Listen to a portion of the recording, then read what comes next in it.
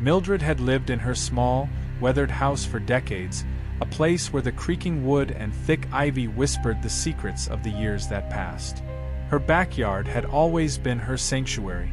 The garden she tended to with care was a patchwork of vibrant flowers and stubborn weeds that somehow managed to thrive. But on this day, something felt different. The air was thick, heavy even, as if the earth itself was holding its breath. She'd been digging around the old oak tree, planning to plant a new rosebush, when her shovel clinked against something hard. Mildred paused, her wrinkled hands gripping the handle tightly. She dug away at the dirt carefully, her curiosity piqued. As the earth shifted, the outline of something metallic began to emerge. An iron chest, covered in rust and ancient markings, appeared beneath her hands. Her heart fluttered. What was this? Why hadn't she noticed it before? With a mix of excitement and trepidation, she cleared away the rest of the soil and gently pried the chest open. A musty, damp smell hit her nostrils, making her recoil slightly, but she steadied herself and looked inside. The chest was filled with a stack of old photographs, each one yellowed and curling at the edges.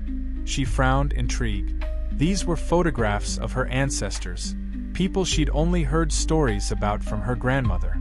Their faces stared back at her, solemn and unblinking. But something was wrong. Each figure in the photos was missing their left eye. Some had been crudely scratched out, others faded to nothingness, and in a few, there was a dark, hollow space where their left eye should have been. It was as though someone had deliberately erased part of them, as if their gaze was meant to be incomplete. Mildred's fingers trembled as she flipped through the pictures. Each one showed a different ancestor, their expression stern, the loss of the left eye hauntingly consistent. She stopped at a photo of her great-grandfather, his face worn but familiar. She had seen that face countless times in her family's history book. But now, his left eye was gone, replaced by a shadowed void. A chill crawled up her spine. The air around her seemed to grow colder, and a distant rumble of thunder cracked the silence. Mildred looked up from the chest, the weight of the discovery pressing down on her. She felt an unsettling sensation, as though she were being watched. A voice, faint but clear, whispered from the direction of the house, where the shadow of the old oak tree stretched long into the yard. "It's too late, Mildred. They're coming." She froze, the hairs on her neck standing on end. She knew that voice. It was her grandmother's voice, the one she hadn't heard in years. Mildred spun around, her heart pounding in her chest, but no one was there. The photographs in the chest began to shake, vibrating with a low, guttural hum.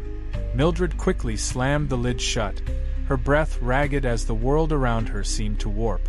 The ground beneath her feet felt soft, shifting as though something was moving beneath the earth's surface.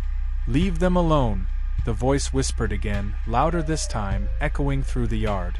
Mildred's gaze snapped back to the chest. The rust seemed to bubble and grow as if the iron itself were alive.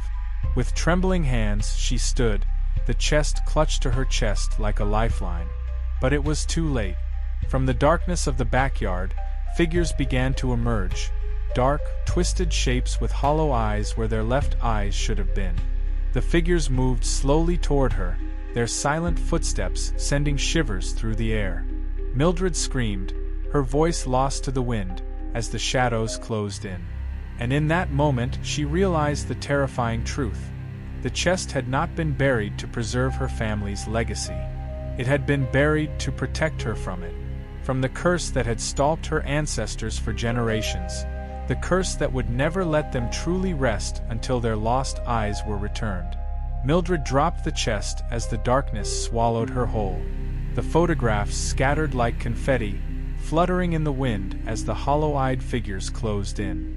With her last breath, she could hear the whisper of her grandmother's voice, now all too clear, "You should have never looked."